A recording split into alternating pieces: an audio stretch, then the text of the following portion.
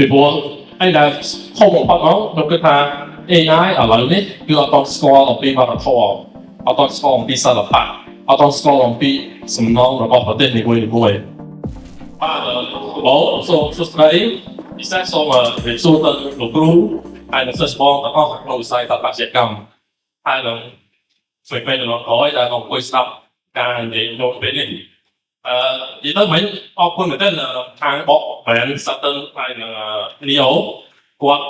ជាគាត់ទៅក្រោយ 100% ព្រោះខ្ញុំនិយាយ topic ដែលទៅនឹង render ឬក៏ visualization ហើយ 100% ហ្នឹងគឺអង្គុយចាំវារាល់ថ្ងៃពេលណាវាហើយអាចយកអត់ថ្ងៃហ្នឹងឬក៏ស្អែកតែមកដល់ស្អែកឡងទៀតអញ្ចឹងបើមានណាគេដែលធ្វើការឬក៏រៀនខាងស្ថាបត្យកម្មហ្នឹងធ្លាប់បទពិសោធន៍ render 100% ហ្នឹងមិនមែនទៅបេះដូងទេគឺកុំព្យូទ័រយើងដែរបាទអញ្ចឹងជាក់ស្ដែងខ្ញុំបានមកពីខាងក្រុមហ៊ុនឈ្មោះ AO Architect ជាក់ស្ដែងស្កាយផ្លេយើងបទពិសោធន៍ក្នុងការធ្វើការជាមួយនឹងក្រុមហ៊ុន Architect ក្នុងស្រុកក្រៅស្រុកហើយនឹងក្រុមហ៊ុនមាននយោបាយចំនួនដើម្បីធ្វើ visualization សម្រាប់ architecture អញ្ចឹងពេលខ្លះមានគាត់សួរថាស្អីគេ architecture visualization តែពេលវាចាស់ហើយអាយុវាស្មើនឹង architecture ហ្មងព្រោះអាគារមួយមុននឹងសង់ត្រូវមានរូបភាពមួយសិនថាតើ mode ថាតើ design ហ្នឹងរូបរាងយ៉ាងម៉េចនេះគឺជារូបភាពដែលខ្ញុំយកពី design មួយចំនួននៅក្នុងប្រទេសកម្ពុជាយើងតាំងពីឆ្នាំ1950 1960ហើយក៏មាននៅ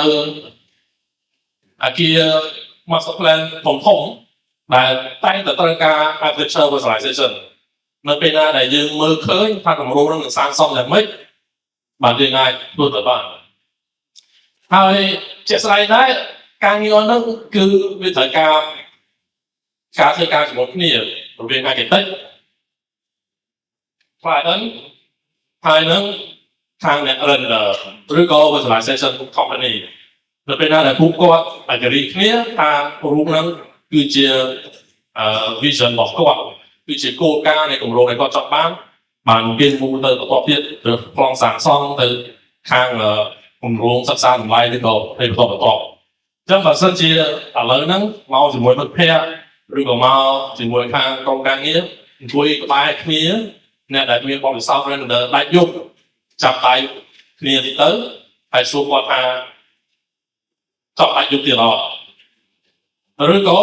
បើអត់មានអ្នកអង្គុយក្បែរទេខ្លួនឯងហ្នឹងដែលដាច់យប់រងថ្ងៃសួរខ្លួនឯងដែរចង់ដាច់យប់ទៀតអត់ពីព្រោះគម្រោងមួយនៅពេលណាដែលវាជិតហើយយើងត្រូវការរូបភាពដើម្បីយើងបង្ហាញបានសិលគាត់ចាប់ដើមលុយហើយចឹងគាត់ចាប់ដើមទៅរក investor គាត់ទៅរក customer របស់គាត់យើងអាចជាម្ចាស់ផ្ទះចឹងតើឥឡូវហ្នឹងយើងស្គាល់ AI យើងឮការប្រើប្រាស់ AI គ្រប់ប្រភេទមាន AI ក្នុងទូរស័ព្ទមាន AI នៅក្នុងការថតរូបតើ AI ហ្នឹងមានប្រើប្រាស់នៅក្នុង architecture visualization បានខ្លះហើយឬនៅជាក់ស្ដែងគឺមានខ្លះនៅក្នុងថ្ងៃនេះខ្ញុំយកទៅ topic មួយទេគឺតែហៅថា generative AI ដែល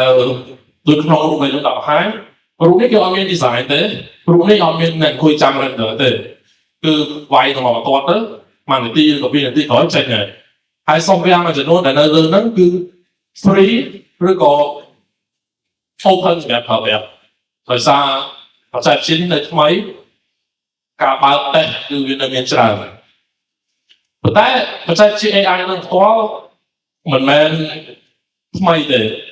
គឺមានការអភិវឌ្ឍមកច្រើនឆ្នាំហើយcònការអភិវឌ្ឍវាគឺលឿនតាមឆ្នាំ2023-2024នៅពេលដែលខ្ញុំសាកមើលប្រណែងដំបូងថាតើអាចយកមកប្រើក្នុងការងារ visualization បានអត់គឺអត់បានទេគាត់ទៅបង្កើតរូបភាពសម័យអត់យល់ពីអាគារអត់យល់ពីហេតុអីអាគារហ្នឹងឈរត្រង់ឬក៏សង់បានប៉ុន្តែឆ្នាំ2024នេះ generative AI សម្រាប់ architecture គឺគាត់ដើរជាមុនច្រើនយើងដាក់ពាក្យប្រមាណថា model tropical house on an island ចេញរូបមកប៉ុន្តែរូបដែលខ្ញុំដាក់ពីនេះគឺចេញទៅ exterior interior ហើយអាចមានបន្ទប់ច្រើនជាងនេះទៀតអាស្រ័យលើការចង់បានរបស់ អ្នកដែលវាយអក្សរនឹងចូលប៉ុន្តែមិនមែនមានន័យថា AI ហ្នឹងនឹងជំនួសការងារយើងជា designer ការងារយើងជា architect បានទេឬក៏ការងារយើងជា visualization បានទេពីព្រោះឯដែលខុសបំផុតនោះគឺថា AI ឥឡូវនេះគឺអត់តស្គាល់អំពីវប្បធម៌អត់តស្គាល់អំពីសិល្បៈអត់តស្គាល់អំពីសំណងរបស់ប្រទេសនីមួយៗបើយើងប្រើ AI ទោះបីជា version ចុងក្រោយបំផុតតែដាក់ពាក្យថាខ្មែរទៅ regional code អត់ចេញតែខ្មែរអត់ចេញតែខ្មែរអីដែលស័ក្តិសមទៅនឹងឯយើងមើលឃើញរងថ្ងៃពីព្រោះ AI ទាំងអស់ហ្នឹងអត់ដែលមានបទពិសោធន៍ស្គាល់អំពីមកផ្ទះរបស់ខ្មែរយើងទេដូចគ្នាជាមួយនឹងពេលខ្លះដែរយើងអាចតេស្តមួយទៀតគឺតេស្តរបស់តេស្តអាគារឬក៏សំណង់ស្ថាបត្យកម្មដែលមានស្រាប់ទៅពេលដែលយើងតេស្តតាមអង្គវត្តផល with moody lighting រូបភាពហ្នឹងបង្កើតមកគឺជារូបភាពដែលយកមកពីរូបភាពនៅក្នុង image search ដែរទេប៉ុន្តែនៅមានការខុសយុទ្ធហោកំពូលរបស់ភាសាអង់គ្លេសគឺខុសនៅក្នុងរូបខាងឆ្វេងដែរពីព្រោះខាងស្ដាំដែរជារូបពិតអញ្ចឹងយើងត្រូវតែប្រយ័ត្ននៅពេលណាយើងប្រើ AI ក្នុងការ design ហើយមួយទៀតឥឡូវហ្នឹងមកគឺអត់ទាន់ស្គាល់អំពីច្បាប់សាងសង់អត់អាចឲ្យ feedback មកលើ floor plan របស់ការប្រើប្រាស់នេះគឺនៅសម័យច្រើនបើជឿលើរបៀបឲ្យក៏អាចទៅគូផងបាក់ហើយនឹងឲ្យខាង AI គូផងបាក់ឲ្យតែគូទៅច្បាស់ជាអត់អារម្មណ៍អគារនោះទេប៉ុន្តែមាន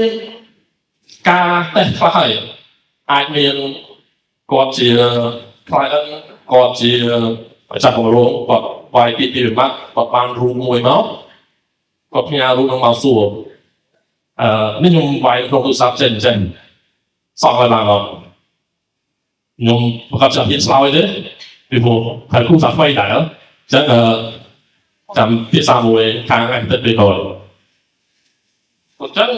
ទោះបីជាមាន AI ជួយក្នុងការធ្វើអាចតិចមិនអាចជំនាញជប់មិនអាចជប់អគារមួយបានទេ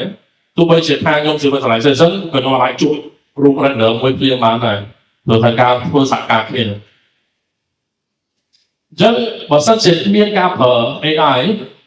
ជាស្ដែងយើងប្រើក្នុង brainstorming stage នៅពេលណាដែលយើងមានត្រឹម design ទីទួចហើយយើងគាត់ចង់មើលថាតើវាចេញមកមិនទំពោះ structure ដែលប៉ុណ្ណេះអ